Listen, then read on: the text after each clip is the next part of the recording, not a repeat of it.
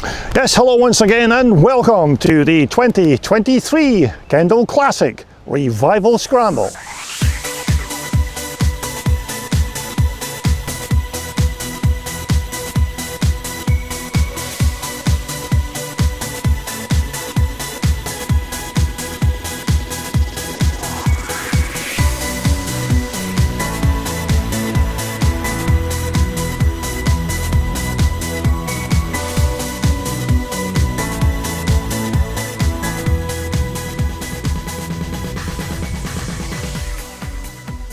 Well, hello again and welcome back. Now, just before we get down to taking a look at our next batch of bikes from around the paddock, just a quick mention here of our guest of honour for this year's Revival Scramble, who was 1960s British motocross racing legend Alan Clough, who was of course part of the many old school racing legends who kept us all entertained during those cold winter days of the BBC grandstand scrambles that were broadcast live on British TV in the late 1950s and early 60s. And in this shot here you can see Alan with his coveted BBC grandstand trophy that he won for the 250 class, a picture that I actually took of Alan when he was at the Nostalgia Scramble some years ago. But this BBC Grandstand Winter Scrambles trophy was without doubt a big deal in the 1960s, and you were certainly a bit of a celebrity if you managed to win one, because Alan, of course, at that time would have been racing against the likes of Dave Bickers and Vic Eastwood and even Brian Goss and many of the other big stars of their day. So to take home one of these coveted BBC trophies was certainly a big deal for its time. Now in this shot here you can see Alan pictured with the very hard working Westmoreland Club members who pull out all of the stops each year to bring us this revival scramble. So they're all certainly worth a few seconds of fame here on classic dirt bike TV. And again you can see Alan pictured here with club member Peter Remington on the left. So that's just a very quick word on our guest of honour for our 2023 Revival Scramble, the great Alan Clough. Okay, so back to the bikes once again, and in part one of the Paddock videos we finished by taking a look at Alan Hardy's nice CZ, so we're going to start this episode 2 with yet another of Alan's nice Czechoslovakian bikes, and this is his other race bike, although I just haven't a clue as to its year of manufacture or its size of motor, but it certainly looks like it could be a 360 or maybe even a 380, but either way it's still a cracking looking bike. But almost straight away you can see that Alan's CZ is not like your average Czech twin shock race bike, and for sure it's not an original with the many different parts that are bolted onto it, but for the uneducated at first glance you might even pass this bike off as some kind of long lost CZ Works factory machine, because it does have that particular look about it that you get from Works bikes with their weird and wonderful looks. And you can see on this two-stroke motor that the barrel has undergone the now traditional upgrade by having every second cooling fin on the barrel machined off. Now, whether this is done to reduce the weight or aid the cooling of the motor, I'm not exactly sure, but some even say it's purely cosmetic to give the engine a completely different kind of look from the stock original motors. But for whichever reason I've just mentioned, I'm sure that you'll make your own mind up as to the logistics of why this is done. And once again, it looks like we have another upgraded race pipe from Gerard Coppings at CZ Stuff. And actually, there's another little telltale there as to why this is not an original bike, because it appears to have been fitted with a Myco back wheel rather than a stock CZ item. But naturally, because it has the Myco rear hub, it also has the German-made back drum brake as well. So certainly a few German influences in this Czechoslovakian machine. But as we move on to the front end of Alan's bike, the forks certainly look like CZ items, but then again, don't take my word for that, as I'm only guessing once again. But this front hub is almost unmistakably the correct CZ hub and brake, and it looks like this has also been modified slightly to fit onto those front forks. But as I've just mentioned before, even although these were old school drum stoppers, they were still quite decent brakes for their time. Now, as you're probably aware, many of these early CZs did have the old Jikov carburetors bolted onto their motors, which, to be fair, weren't exactly the best, because they did tend to flood and leak occasionally, but many owners just simply replaced them with something slightly better, like this Mikuni that's been fitted to Alan's engine. Now, at first glance, you may think that this alloy fuel tank looks a bit like some kind of CZ Works fuel cell built by the factory, and to be fair, it doesn't look like any CZ fuel tank that I've actually come across, but it is in fact a fluff brown HIS fuel cell, which appears to fit that CZ frame almost perfectly, and does appear to give it that Works bike look. But certainly Alan's CZ, or CZ to all of my American friends out there, certainly has a look of a bike that would be quite competitive on the track, because I've always said that if a bike looks right, then it usually goes right, and Alan's machine without doubt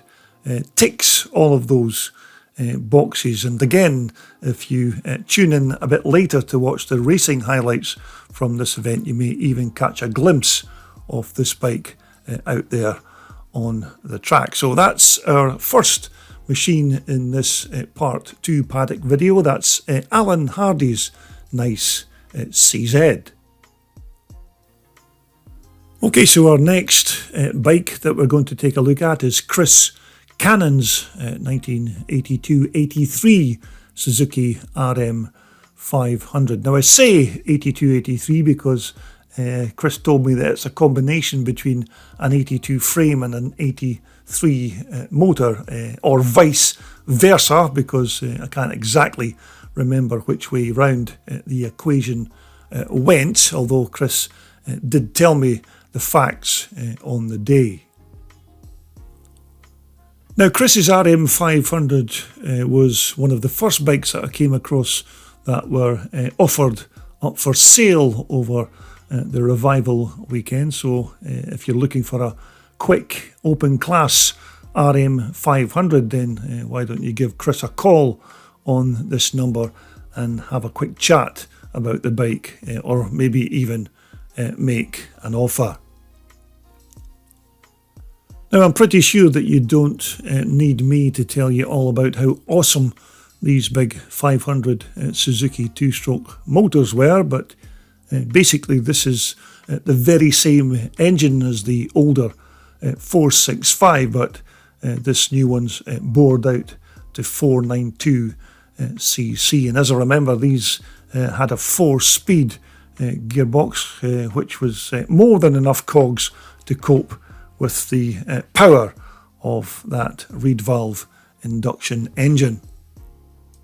But certainly a nice pair of quality Olin's piggyback shocks on Chris's RM, and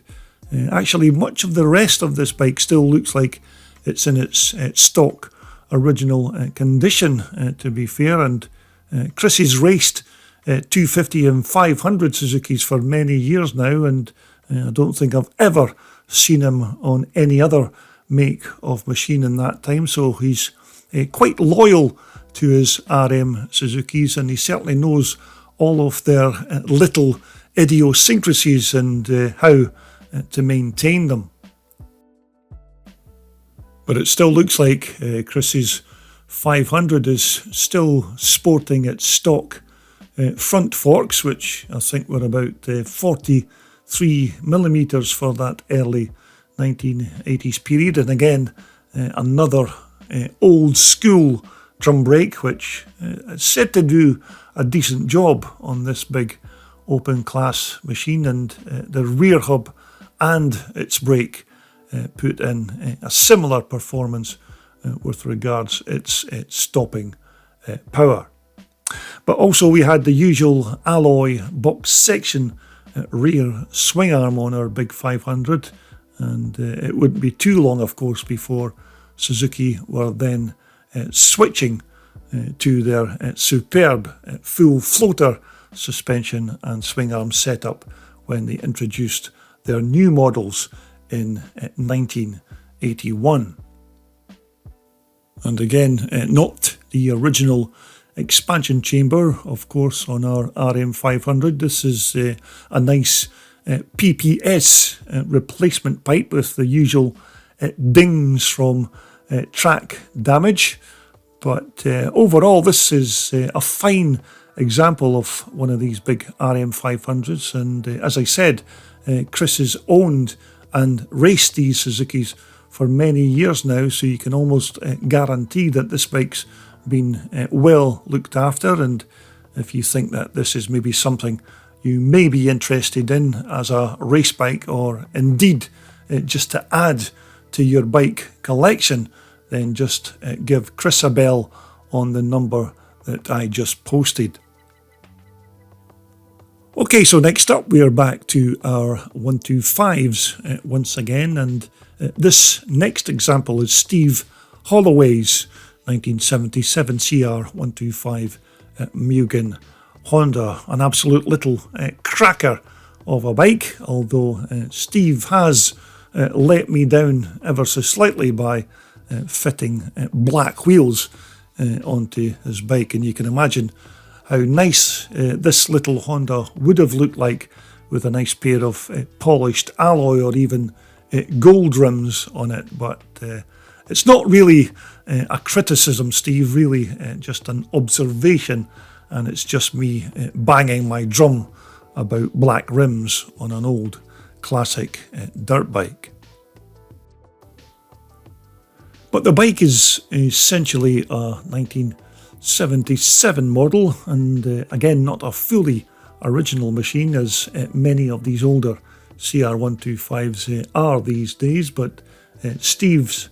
certainly added some nice trick parts onto this bike, which I'm sure will make it very quick on the track when he lines it up with all of the other air-cooled twin-shock Group A class bikes on the Sunday. But when you take a look at this small compact Honda motor, it's quite amazing that the power you get from such a little two-stroke engine. And as far as upgrades on Steve's motor are concerned, I'm sure he said that most of it was just a stock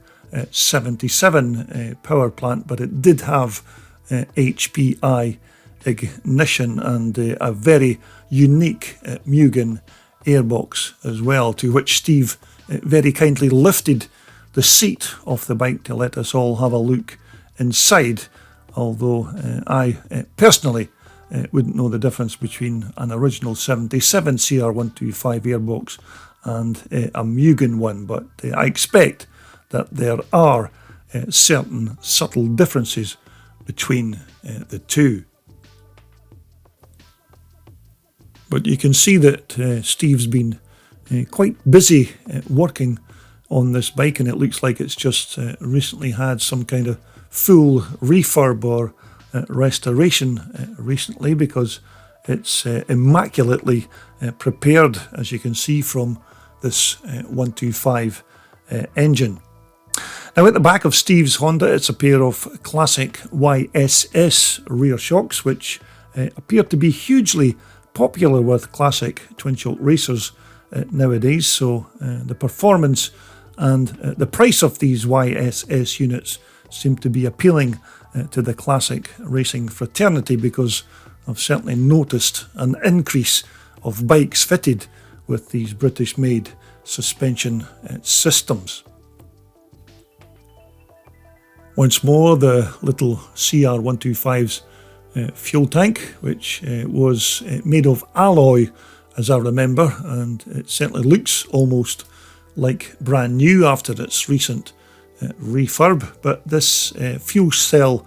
usually held enough premix to keep that little Honda motor buzzing along on even the longest of race motos. Now, one of the things I do remember that Steve told me was that both the front and the rear hubs on his bike weren't the original 77 CR125 hubs, but these were borrowed from an XR200 Honda 4-stroke machine. And as you can see, they are relatively small, but I expect that they're slightly better than the 77 2-stroke originals. But overall, Steve's little 125 Honda is certainly a very nice piece of kit, and he's done a great job of prepping it to get it ready for this 2023 revival event. And it is a bit of a shame, really, just to put it on the track and get its nice, shiny, brand new patina all muddied up. But then again, these bikes are built to race, and hopefully this is another machine that you'll be able to see on the track in the forthcoming racing videos. Okay, so next up, it's a quick look at a couple of Honda CR250 red rockets from the guys at PDE Engineering. And this first example here is Steve Denton's 1980 model,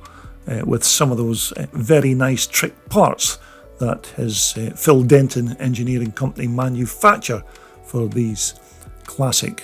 Hondas. Now, this alloy clutch casing is just one of those parts that are made by PDE, and this is not just a copy of the Honda original. This part does have a removable outer cover, so that you don't have to remove the entire side casing to get at the clutch, which makes you wonder why Honda didn't actually think of this idea when they first designed the motor. But certainly a lovely piece of engineering. But certainly the guys at PDE make many replacement parts for these old red rockets, and they are quite another good contact to keep in mind if you need replacement bits and pieces for your aging Honda twin shockers. But they also do full bike restorations as well, so basically they are just a one-stop shop for your classic twin shock racer. Now, in this shot here of the motor, you can see that replacement alloy ignition cover, which is a replica of the original Honda part from 1980, and more bespoke engineering again from the PDE guys with these lovely top and bottom triple clamps.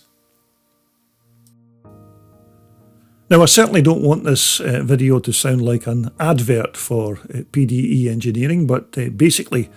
we are just trying to point out that they do make some very nice parts for these old red rockets, which subsequently, of course, keeps the bikes racing on the track, which, of course, is what we all want to see in the end. Okay, so our next Honda Red Rocket example is Gary Wolstenholme's 1979 CR250 twin shocker. Another fine looking example of one of these iconic bikes from the late 1970s, complete of course with its non-standard black wheel rims. So enough said in that particular department. Now, when these Honda 250 Red Rockets were launched to the world in the late 1970s, it's pretty fair to say that the motocross world had never seen anything like them, and riders who had been quite loyal to their trusty European build tacos, Micos and CZs for many years wanted to immediately sell them and then buy one of these Red Rockets. And Honda at that time were selling these Red Rockets before they'd even built them, because such was the demand for these motorcycles. And that demand, to be fair, was certainly justified, because this was a fantastic bike that had a good, strong tubular steel chassis and an absolute belter of a two-stroke motor. And between 1979 and the early 1980s, racetracks across the globe were just awash with these Red Rockets, or Red Devils as they were sometimes known. And as I mentioned in part 1, all the more intriguing when you consider that Soichiro Honda basically stuck two fingers up to the motorcycling world back in the day when he stated that Honda would never ever build a two-stroke motorcycle, and how wrong he was, and of course how glad we were that he did change his mind, because just look at some of the fantastic smoker bikes that Honda have given us since then. And even although Gary's bike here is not a fully stock original example from 1979, it's still a very good rendition of one of these iconic 250s from that magical 1970s era when Japan were just beginning to make their mark in Europe, and they put a massive dent in the market of what was once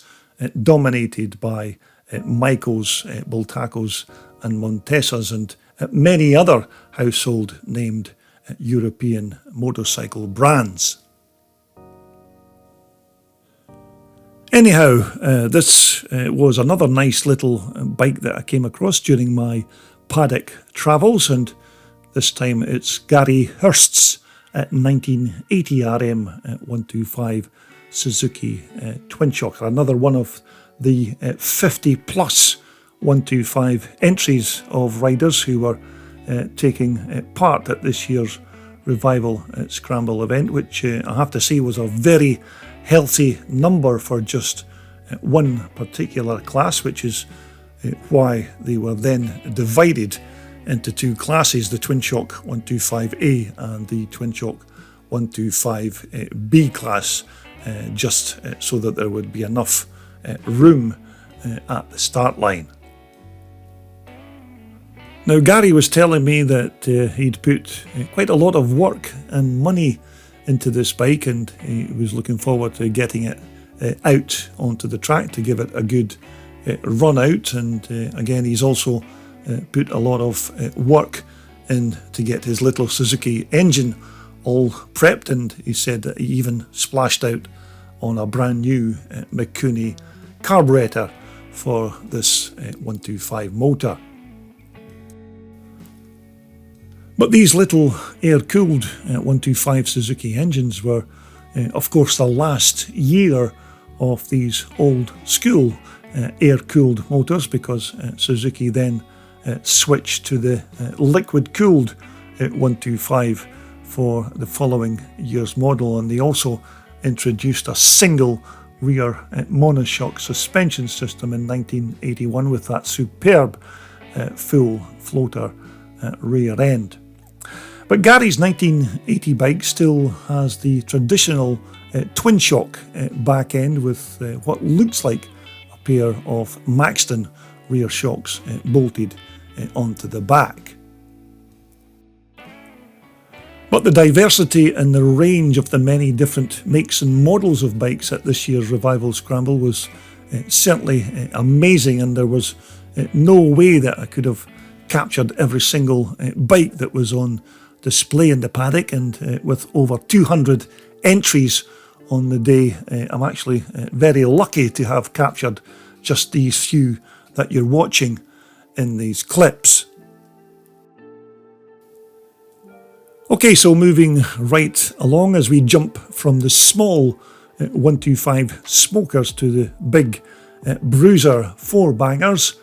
and this time it's a turn of Steve Dent's 1983 570 TC Husqvarna Thumper, a proper man's race bike with that light tubular steel chassis and of course that brutal big 570 4-stroke Husky motor. But again, more of those popular YSS piggyback rear shocks on Steve's bike, with that monstrous Husqvarna engine there sitting in the middle of the frame. But it's a big single cylinder 4-stroke engine, of course, with a twin port cylinder head, which normally had a header pipe that ran down each side of the engine, but Steve has had the 2-into-1 upgrade done with just a single tailpipe here bolted onto this left-hand side at the rear. But the grunt and the power that you get from these big Husky engines is absolutely phenomenal, and they're a big heavy lump of metal to throw around a racetrack, and when you eventually do get them started and warmed up, then simply hang on, because these motors may be big and cumbersome, but lack of horsepower is never an issue with one of these big thumpers, and it certainly takes a good rider to get the best out of these big Huskies. But once you get them dialed in, they're as quick as any bike on the track. That's provided, of course, you get the right rider in the saddle. Now, Steve's bike doesn't have its original 1983 front forks, and to be fair, many of these big Husky 4-strokers don't, because of that extra weight from the motor. So these forks are more than likely from a much more modern bike, but we still have the traditional drum brake here up front, which should be sufficient to slow down our big Husky whenever required. But then again, I suppose the object of the exercise is all about going fast and not slowing down. But once again, this is another nice piece of kit for Steve to play around on when he lines the bike up at the start line, when he's racing it in the twin shock open class in the 56 and over age group. So look out for this big Husky roostering the opposition in the racing footage from this event, which hopefully will be coming soon to my Classic Dirt Bike TV channel.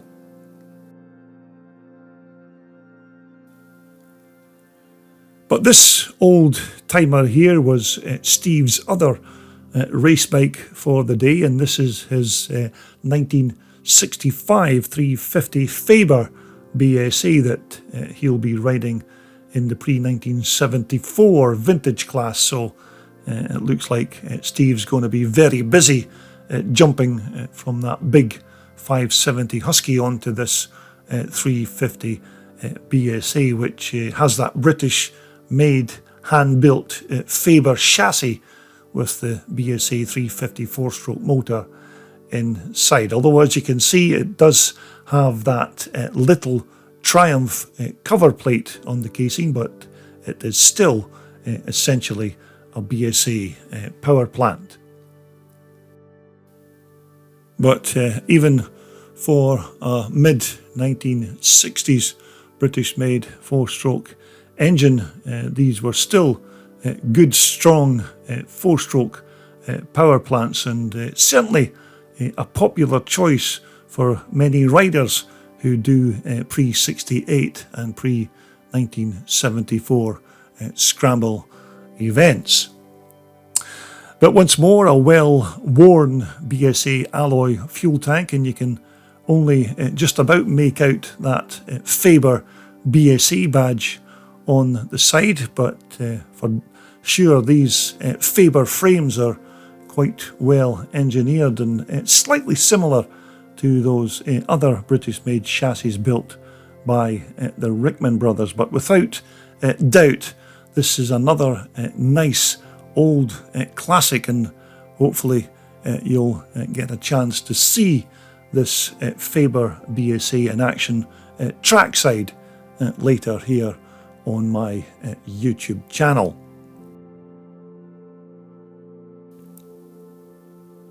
Okay, so just to conclude this part 2 from around the paddock at this year's